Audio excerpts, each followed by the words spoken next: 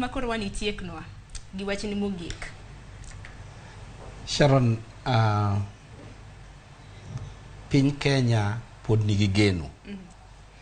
Kendo geno ma wan go waketo kuom Nyasaye. Kanise mang'eny ok mana makiny kende nigi lemo. And adwaro mondo awach bende ka ni kata wan mwawuoyo kodi ni wan tiere gi lemo tarik 18 mar dwe ni. Lemo maduong' ahinya e dalawa ma Kisumu kotelno gi jatendo maduong' miluongo ni Archbishop Elisha Ochola ko. Wabro lemo ne piny. Tadwaro mondo anyis jo Kenya duto te ni chunygi kik tho kendo chunygi kik nyosre.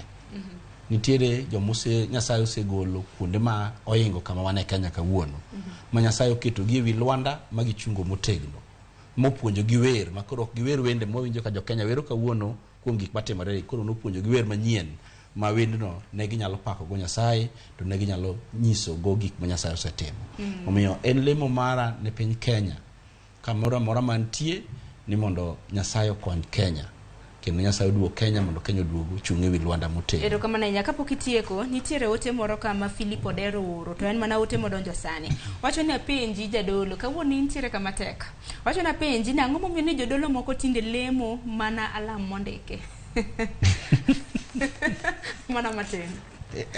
Sharon, okay, Philip Odero wacha adier. Two things. Number one, kondik lemo to miyo is strict to the point. Yandi winjo lemo moro mane ng'ato lemo nokondiki to no lemo ni mondo ng'ato tho piyo.